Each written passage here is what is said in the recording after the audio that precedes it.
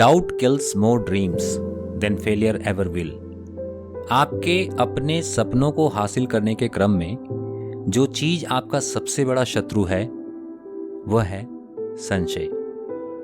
दोस्तों नमस्कार, मैं संदीप कुमार आउटकम सीरीज के इस चौथे पॉडकास्ट में आप सभी का तहे दिल से स्वागत करता हूं। दोस्तों दुनिया में 98% लोग इस एकमात्र जीवन में सब कुछ जानते समझते और सोचते हुए भी पूरी जिंदगी केवल इसलिए संघर्ष में बिता देते हैं क्योंकि वह अपने सपनों को पूरा करने के रास्ते में संशय के बादलों को पार नहीं कर पाते, जिनकी वजह से वो अपने भीतर पहला कदम लेने का साहस तक नहीं जुटा पाते। दोस्तों मैं ये समझता हूं कि एक इंसान जिसे ये वर्तमान मानव जीवन केवल एक बार प्राप्त हुआ है, उसे किसी भी हाल में यूं ही व्यर्थ नहीं गंवाना चाहिए। और ये भी शाश्वत है, यानी इटर्नल ट्रुथ है कि मनुष्य ही एकमात्र ऐसा जीव है जिसके भीतर सोचने समझने और अपने उस सोच के मुताबिक सफलता हासिल करने की क्षमता है। बस उसके भीतर दृढ़ता और आत्मविश्वास होनी चाहिए। लेकिन वो दृढ़ता और आत्मविश्वास तभी आ पाता है जब उसका मन सर्टेन हो, यानी निश्चित हो। आज हमारा पॉडकास्ट आपके किसी भी लक्ष्य के सर्टेनिटी की गारंटी होने वाली है, क्योंकि आज हम बात करने वाले हैं हमारे प्रेजेंट स्टेट यानी वर्तमान स्थिति से चलकर हमारे डिजायर्ड स्टेट यानी हमारे लक्ष्य या आउटकम तक पहुंचने के क्रम में जो ट्रांजिशन है, उस दरमियान अपने अनसर्टेनिटी और संदेह को पूरी तरह से खत्म कर आत्मविश्वास और दृढ़ता के साथ लगातार आगे बढ़ने में अपनी कमियों को एनालाइज करते हुए और उन्हें दूर करने के लिए कौन कौन से स्पेसिफिक रिसोर्सेज की आवश्यकता है उनकी।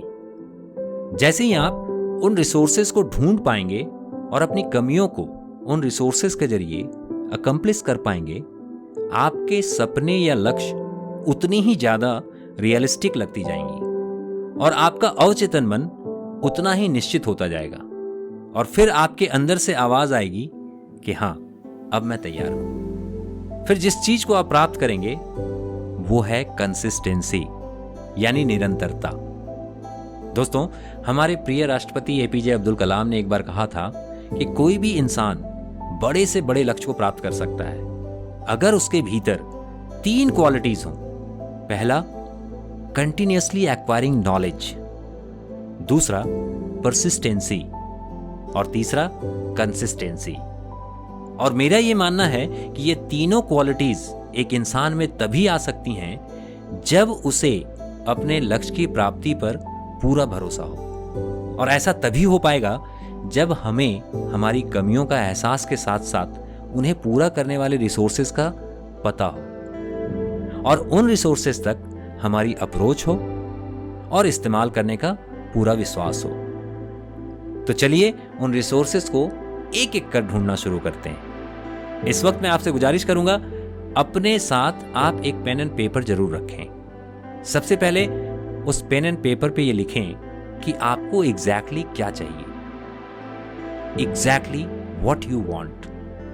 आपके लक्ष्य बिल्कुल क्या हैं, एग्जैक्ट फॉर्म में उसे लिखें। जैसे ही आपने ये लिखा तो अगली बारी आती है द फर्स्ट थिंग फर्स्ट की, यानी आपको कहां से शुरू करना है, किस रास्ते से वो हासिल करना है।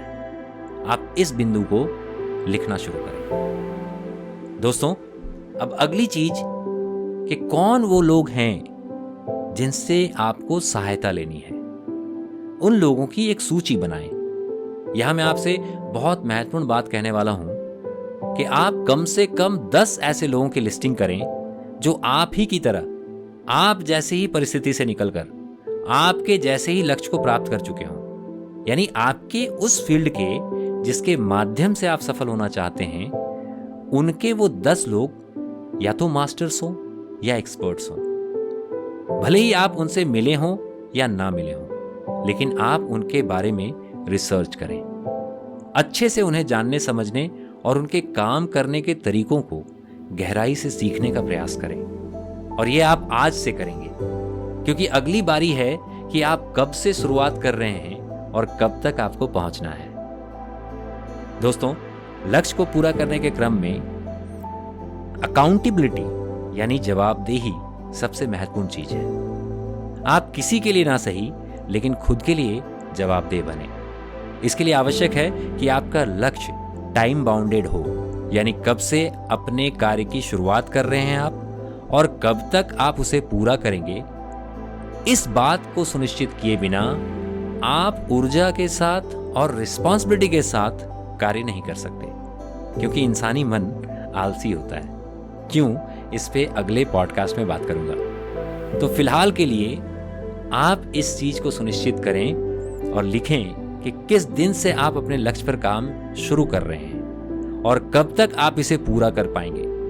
इसकी अच्छी तरह से एनालिसिस करें और गंभीरता से वक्त लेकर वक्त का निर्धारण करें। दोस्तों, अब बारी है हाउ की। हर एक बिंदु पे कैसे एक्ट करना है, एक्शन लेने से पहले उसकी इन डिटेल विजुअलाइजेशन एकांत में बैठकर करें। एक्शन से पहले आपका हर कदम का एक फिक्स्ड मैप आपके अवचेतन मन में इम्प्रिंटेड होना चाहिए और हर स्टेप्स के प्रॉज एंड कॉन्स यानी फायदे और नुकसान को ध्यान में रखते हुए अपने हर एक कदम, हर एक एक्शन को डिफाइन करें और बेहतर तरीके से विजुअलाइज करें कि हर उस कार्य को कैसे अंजाम दे रहे हैं जो आपको आपके लक्ष्य की प्राप्ति में सहायता करने वाली है। दोस्तों, इससे आप अपने अवचेतन मन को कुछ इस तरह से प्रोग्राम कर रहे होंगे कि फिर आपके हर एक कदम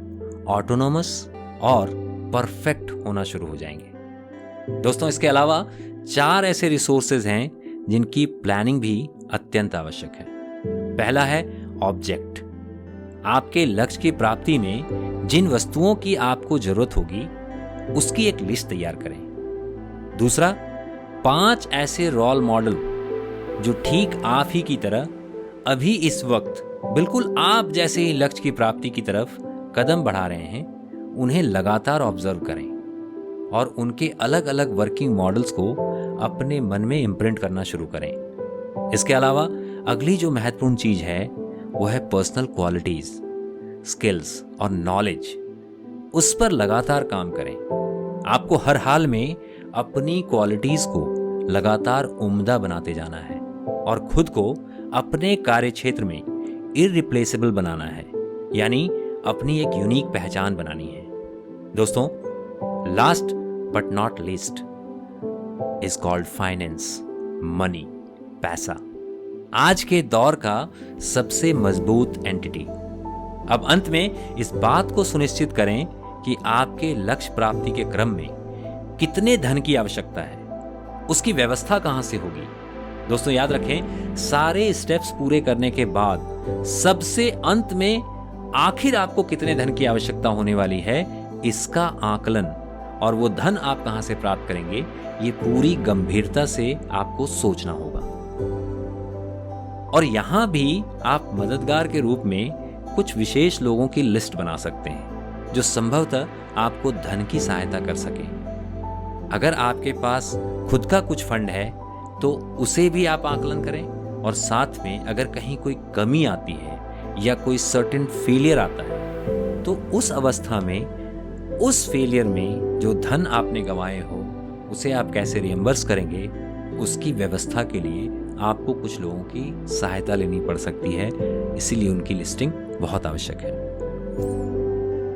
दोस्तों, जितने भी बिंदुओं पर अभी हमने चर्चा करी, सबको आप लिस्ट करें और आवश्यकता पड़ने पर इस पॉडकास्ट को 2, 4, 5 बार सुने, जरूरत पड़ने पर उससे ज्यादा भी, और यह पूरी एनालिसिस लिखें। ऐसा करते ही आप पाएंगे कि आपका मन आत्मविश्वास से भरता जा रहा है और आप इस पूरे क्रम को तत्परता से पूरा करते ही, विश्वास के साथ कहता हूं, इतने एनर्जेटिक और एक्साइटेड होंगे कि अगले ही पल आप अपने लक्ष्य की प्राप्ति के लिए भरोसे और आत्मविश्वास के साथ चल पड़ेंगे।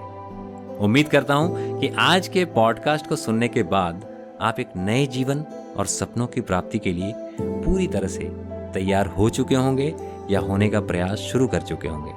दोस्तों, मैं संदीप कुमार इस वक्त आपसे विदा लेता हूं। अगले पॉडकास्ट में आपसे दोबारा मुलाकात होगी।